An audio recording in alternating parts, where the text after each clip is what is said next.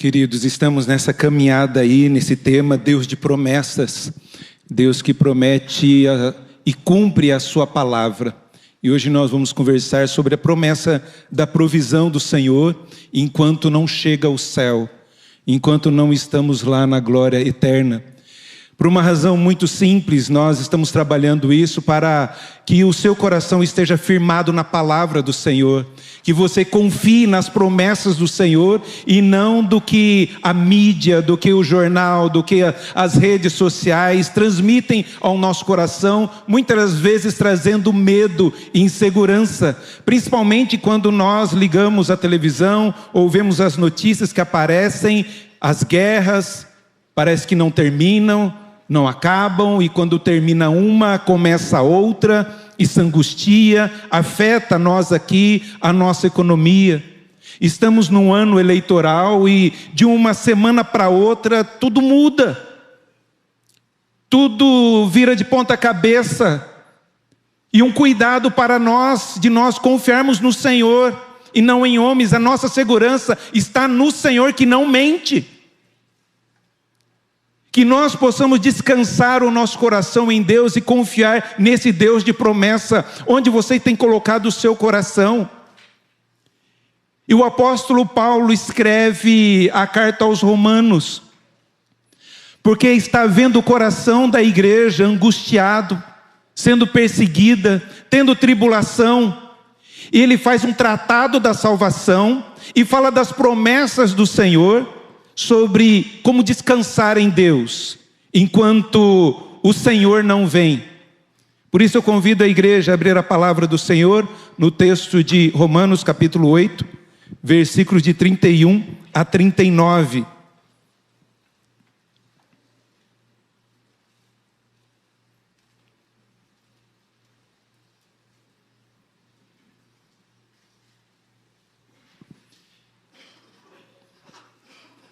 Diz assim a palavra do Senhor: que diremos, pois, à vista dessas coisas? Se Deus é por nós, quem será contra nós? Aquele que não poupou o seu próprio filho, antes por todos nós o entregou, porventura não nos dará graciosamente com ele todas as coisas? Quem tentará acusação contra os eleitos de Deus? É Deus quem os justifica. Quem os condenará? É Cristo Jesus que morreu antes, quem ressuscitou, o qual está à direita de Deus e também intercede por nós. Quem nos separará do amor de Cristo? Será tribulação, ou angústia, ou perseguição, ou fome, ou nudez, ou perigo, ou espada, como está escrito: por amor de ti, somos entregues à morte o dia todo. Fomos considerados como ovelhas para o matadouro. Em todas essas coisas, porém, somos mais que vencedores por meio daquele que nos amou. Porque eu estou bem certo de que nem a morte, nem a vida, nem os anjos, nem os principados, nem as coisas do presente, nem do porvir, nem os poderes, nem a altura, nem profundidade, nem qualquer outra criatura poderá separar-nos do amor de Deus que está em Cristo Jesus, nosso Senhor. Vamos orar e mantenha a sua Bíblia aberta, tá bom? A gente vai caminhar pelo esse texto aqui. Senhor, nós te louvamos e te agradecemos pela tua palavra, pelo registro que o Senhor deixou para nós, na confiança de que o Senhor cumpre as tuas promessas. Que nós possamos sair daqui, ó Pai, descansados nas promessas do Senhor. Ainda que somos cercados de más notícias, que nós possamos confiar no Senhor. Pai, que o Senhor fale através de mim.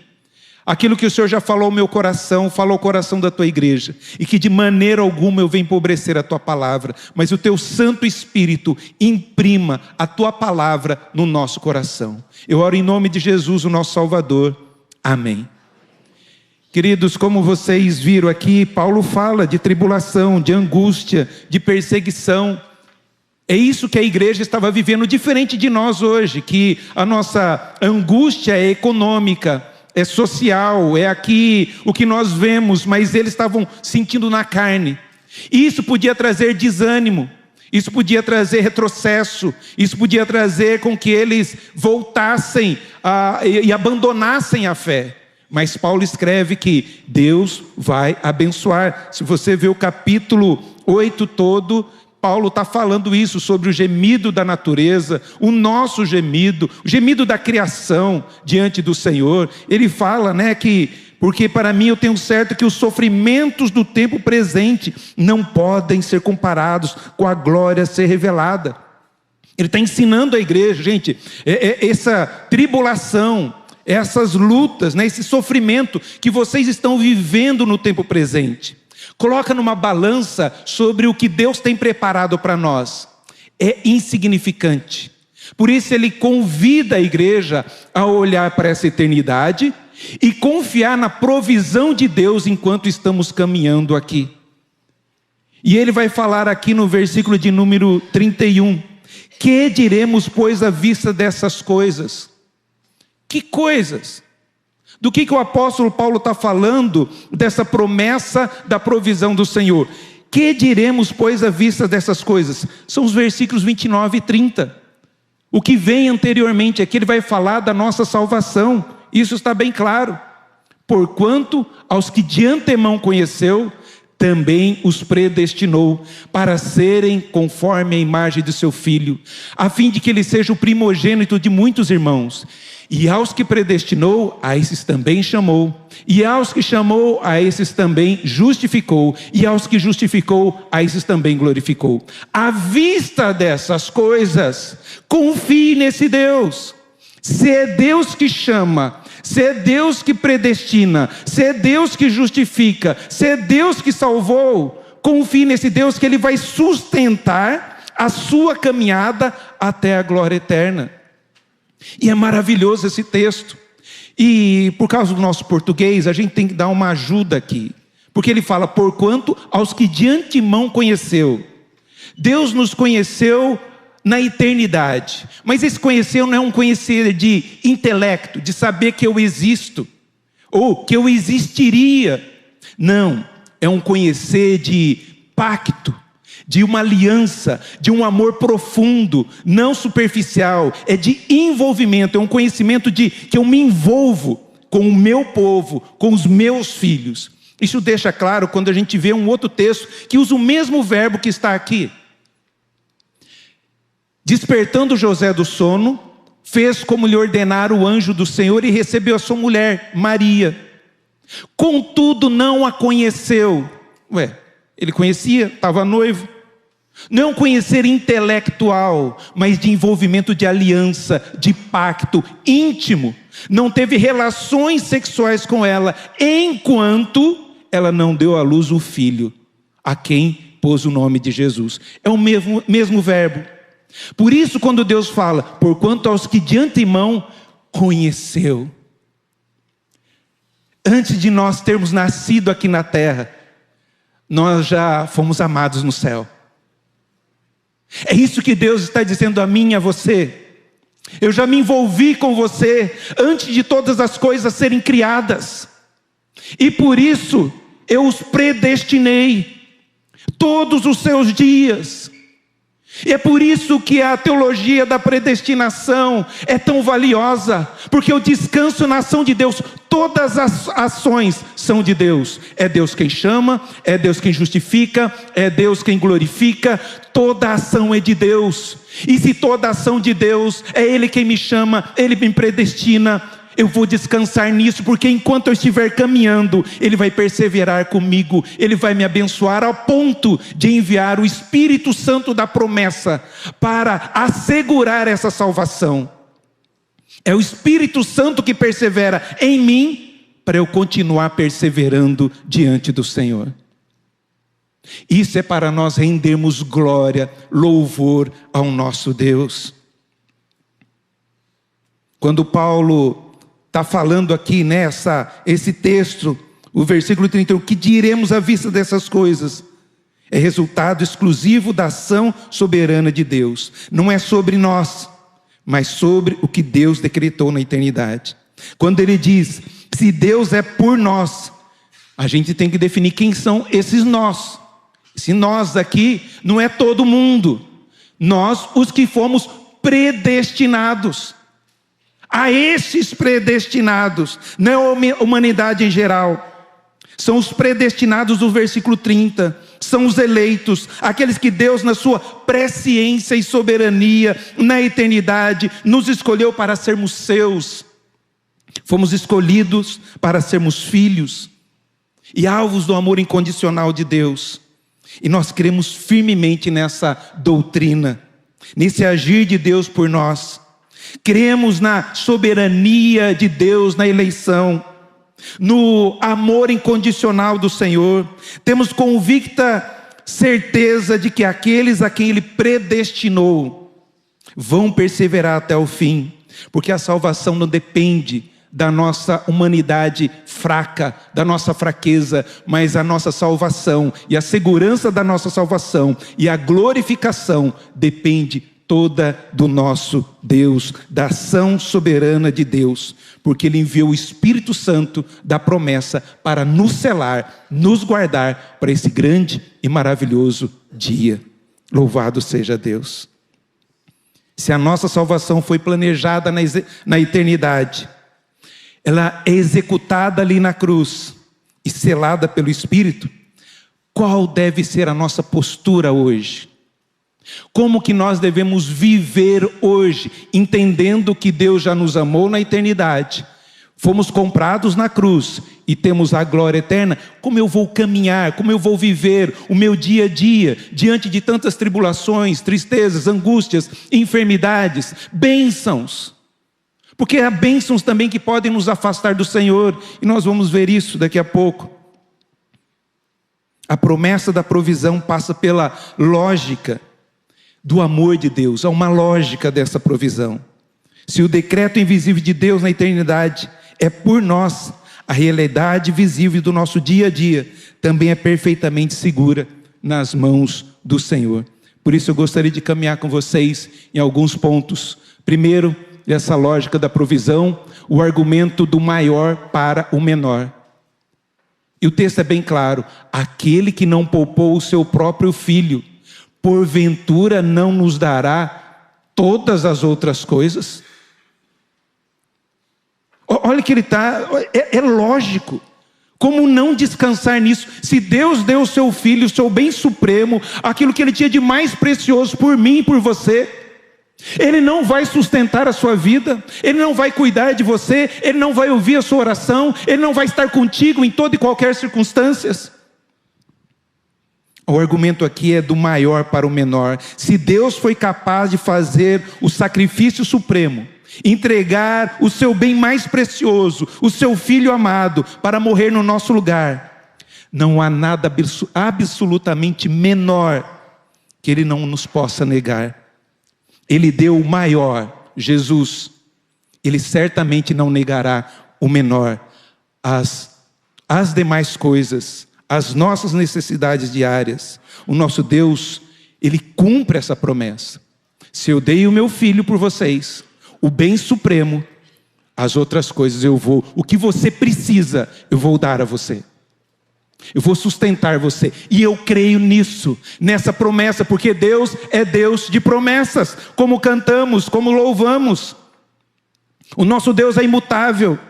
Ele é imutável em suas promessas, Ele é imutável em suas ações, no seu juízo, no seu caráter, no seu amor. Como diz Números 23:19, Deus não é homem para que minta, nem filho do homem para que se arrependa. Se Ele disse, Ele vai cumprir, porque é um ser imutável. O mesmo Deus que providenciou a salvação na cruz, é o mesmo Deus que vai perseverar por nós até o fim. Ele se entregou o seu filho, a nossa segurança terrena e eterna está garantida. Podemos ter certeza da salvação. Uma vez salvo, sempre salvo. Uma vez filho, sempre filho. Porque Ele nos deu a vida eterna. Eterna não se quebra.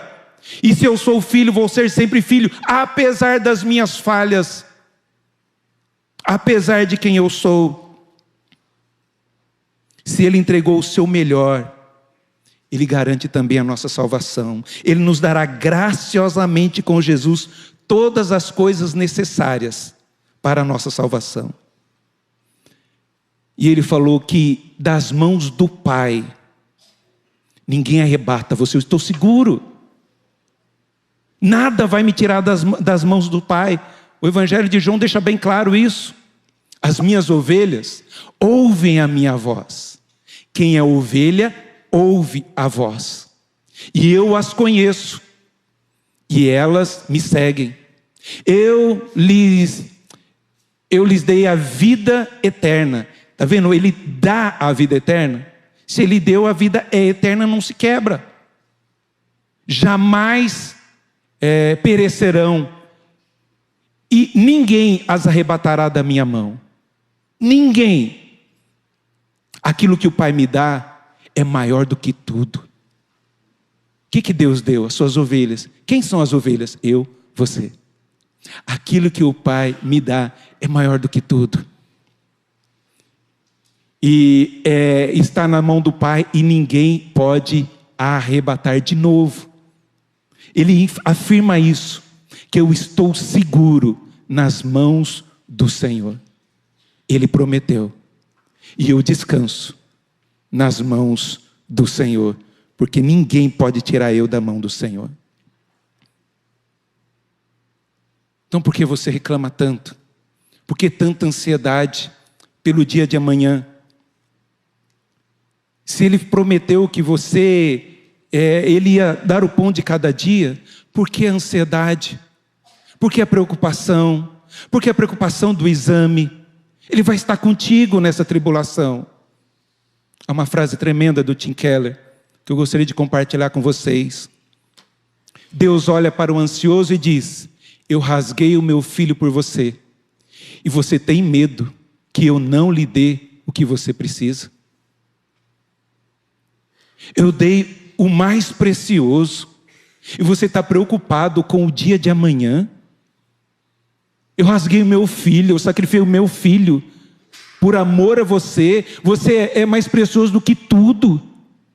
E você está achando que eu não vou cuidar de você, porque você está desempregado, porque você está enfermo, que você está sozinho? Onde você tem colocado o seu coração? Qual é o futuro do Brasil? É isso que preocupa o seu coração? Traz ansiedade nas eleições? Coloque o seu coração naquilo que é eterno, naquilo que é precioso, naquilo que é maravilhoso. Você está com medo? Ele pode dar todas as coisas que você precisa, não o que você quer. Tá? Ele vai dar o que você precisa e não aquilo que você quer. Porque muitas vezes o que nós queremos está contra e fora da palavra do Senhor, ou ainda não é tempo para isso. Estão entendendo essa lógica do amor de Deus? Se eu comprei vocês, paguei um alto preço, eu não vou dar as demais coisas. Tá, pastor, quais são as demais coisas? Qual é essa abrangência dessa provisão? Graciosamente, com prazer, Ele vai, não com, vou ter que entregar isso, vou ter que abençoar de novo. Não, graciosamente, Ele nos dará com Ele todas as coisas que eu preciso, não as que eu quero, exijo, mas aquilo que eu preciso para caminhar até a glória eterna. O teólogo puritano John Gill respondeu essa pergunta todas as coisas da seguinte forma: todas as coisas boas temporais, necessárias e convenientes para a nossa subsistência, e todas as bênçãos espirituais, a justiça justificadora, o perdão dos pecados, a graça santificante, a adoção, a vida eterna, e tudo livremente, de forma soberana, de acordo com a sua própria vontade, sem qualquer obrigação ou compulsão da parte de Deus, mas não de má vontade, nem de mesquinhez, mas alegre e generosamente. Ele vai me dar as bênçãos materiais, todas as coisas materiais que eu preciso e espirituais que eu preciso. Então, divida em duas formas. Provisão temporal envolve sustento, o pão de cada dia, a saúde, a oportunidade do trabalho, o crescimento, conforme nos diz Deuteronômio, 8:17. Por que Deus nos dá todas essas coisas? Vem dele, para que você não diga: o meu braço conseguiu essas riquezas. Todas as bênçãos que você tem, alguns muito bem abastado, a conta bancária está boa, e ainda você quer mais, e você também que está lá difícil, saiba que eu providencio todas essas coisas, os seus bens, a sua roupa, as coisas mais simples, quanto as coisas mais caras que você tem. Não é para você dizer e bater no peito: eu conquistei, eu consegui, mas para nós entendermos que vem do Senhor. Você já prestou atenção por que Deus nos fez seres que têm fome? Não podia fazer a gente sem precisar de comer? E desde Gênesis tem comida. E lembre, a primeira comida Adão não plantou. Só depois que ele tem que plantar. Mas eu sustento você. Confie em mim. Eu vou sustentar você todos os dias. Porque o maná todo dia caía de manhã. Por que já não viu estoque para a semana? Porque é o pão de cada dia nos dá hoje.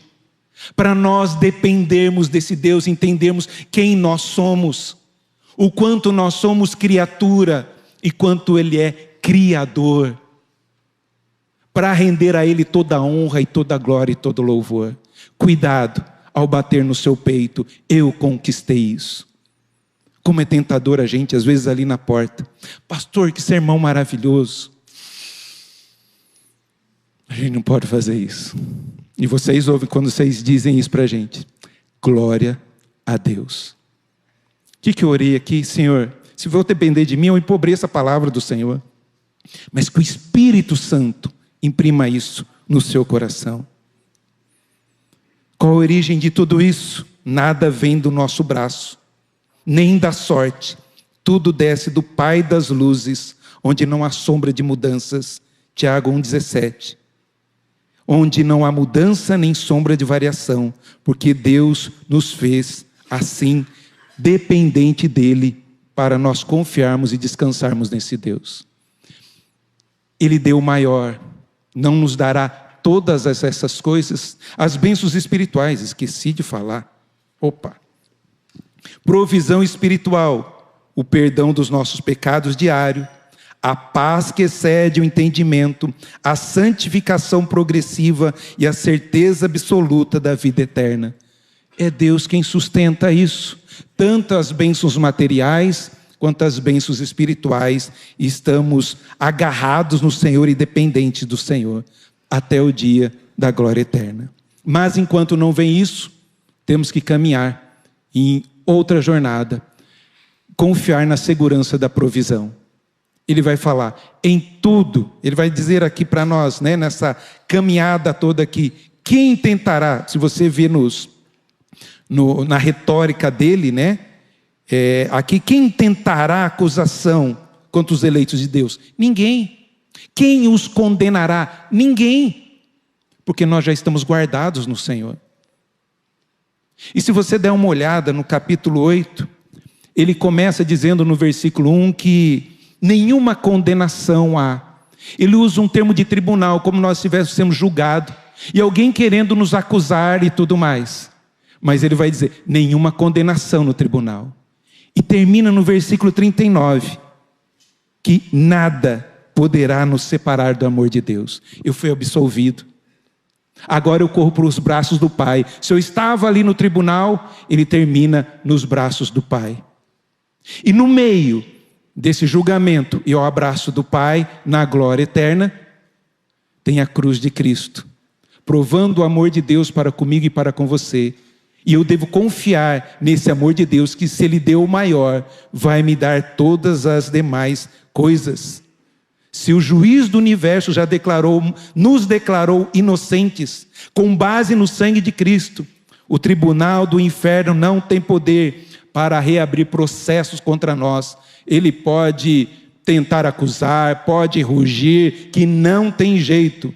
A nossa justificação foi assinada na cruz com o sangue de Jesus. Entre essas duas verdades gloriosas está a cruz de Cristo, que é a prova definitiva, eterna, imutável, da provisão de Deus para com o seu povo. Paulo encerra, esse catálogo de sofrimentos aqui, de tribulação, angústia, perseguição, fome, nudez, perigo, espada. Ele reconhece que a nossa vida e a vida da igreja nesse mundo envolve aflições, lutas, tribulações. No entanto, a lógica do amor de Deus triunfa sempre e sempre, em todas essas coisas, em todas essas aflições, em todas essas enfermidades, em todas essas crises no Brasil. Nós somos mais que vencedores por meio daquele que nos amou. Agarre-se nisso, nessa promessa, nesse Deus de promessa. Descanse nisso, nesse Deus que cuida de nós. Nem a morte, nem vida, nem o presente, nem o porvir, nada nos separa. Nós fomos selados. O amor que nos escolheu na eternidade é o mesmo amor que segura no tempo presente e nos coroará na glória eterna. Enquanto caminhamos, não vai faltar o pão de cada dia. O que você precisa não vai faltar. Ele vai te sustentar, Ele vai cuidar de você, Ele vai consolar você, vai guiar você. Por isso há uma linha belíssima aqui nesse texto. Fomos conhecidos na eternidade com o amor de Deus, comprados na cruz, sustentados na nossa peregrinação e glorificados no fim. Aos que dantes conheceu, a esses também chamou. E aos que chamou, a esses justificou. E aos que justificou, a esses também glorificou. Está vendo que ele usou glorificou? Já é certo. Ele não colocou glorificará, porque já está feito. A minha salvação já está garantida. O Espírito Santo testifica com o meu espírito que eu sou filho de Deus. É a palavra de Deus que nos ensina isso. Você tem dúvida? Você acha que esse Deus que te salvou não vai te sustentar? Para que essa ansiedade? Descanse em Deus, descanse no Senhor.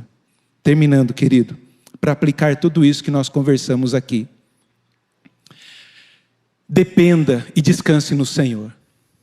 Troque a ansiedade, o orgulho do seu braço, da sua força, pela confiança no Deus imutável. Se Ele já deu o maior sacrifício, Ele certamente proverá o sustento diário. Agradeça a Deus por isso. Coloque os seus olhos nas promessas do Senhor. Priorize, essa presença do Senhor. Use a graça recebida para focar no que é eterno, naquilo que é verdadeiro, naquilo que nos sustenta, em vez de distrair com coisas fúteis. Que você possa governar com fidelidade a dedicação da sua vida espiritual, seu casamento, seus filhos, suas finanças. Que aquilo que você conquista seja trampolim para você glorificar mais e mais a Deus. E que você pode ter essa identidade, essa segurança. Não viva como um órfão espiritual. Lembre-se de que você é um eleito de Deus. E por isso, nenhuma luta pode anular sua posição de justificado ou a certeza da sua vitória final. Medite sobre isso. Leia esse texto na sua casa. Aquele que não poupou o seu próprio filho, antes por todos nós o entregou, porventura não nos dará graciosamente com ele todas as coisas que nós precisamos? Nós só temos que descansar e confiar no Senhor. Que a igreja de Deus descanse nessa lógica imutável. Se Deus é por nós, quem será contra nós? Vamos cantar ao Senhor? Convido vocês a se colocarem em pé. Vamos cantar um cântico que fala desse descanso que nós podemos ter no Senhor. nas promessas que o Senhor confiou a cada um de nós, que nós possamos descansar nesse Deus tremendo e maravilhoso.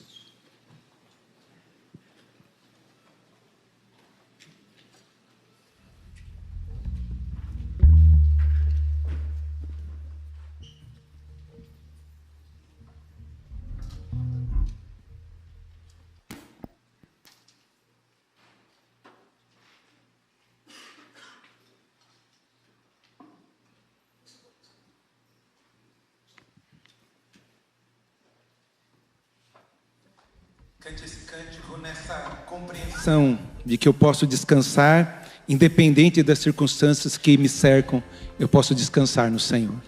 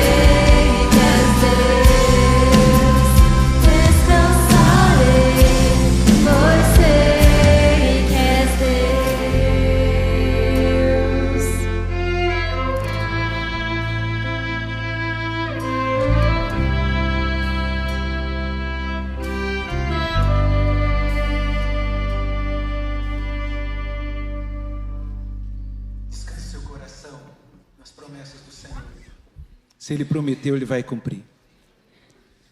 E às vezes está difícil a situação, mas saiba que Ele prometeu que vai estar contigo. Ele vai prover todas as suas necessidades físicas, materiais, espirituais. Descansa. Apesar do trovão, da tempestade, descanse nesse Deus. Eu gostaria que você saísse daqui nessa certeza, se Ele te deu o maior, o melhor, com certeza e graciosamente dará a você o que você precisa até você chegar na glória eterna. Confie nesse Deus. Santo e maravilhoso Deus, muito obrigado pela Tua palavra. Ó Pai, nós não sabemos, nem imaginamos o que a igreja ali em Roma estava passando. Medo de espada. Ó Pai, passando necessidade de roupa, de comida. E Paulo ainda diz para essa igreja que essa tribulação é leve, comparado ao peso de glória. Pai, que nós possamos compreender a grandeza que é o amor do Senhor para conosco.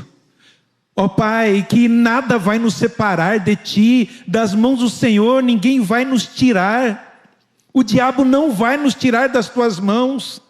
Nós podemos tropeçar, desanimar, ter pouca fé, mas sabemos que o Senhor vai nos levantar.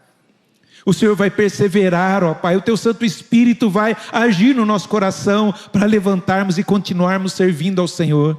Ajuda-nos, ó Pai, a tirar os olhos dessas coisas temporais que se acabam e colocarmos nossos olhos fitos, ó Pai, no Senhor, o autor e consumador da nossa fé. Que possamos descansar nas promessas do Senhor, na Tua palavra. E o Senhor disse que nem um tio, nem uma vírgula vai deixar de cumprir.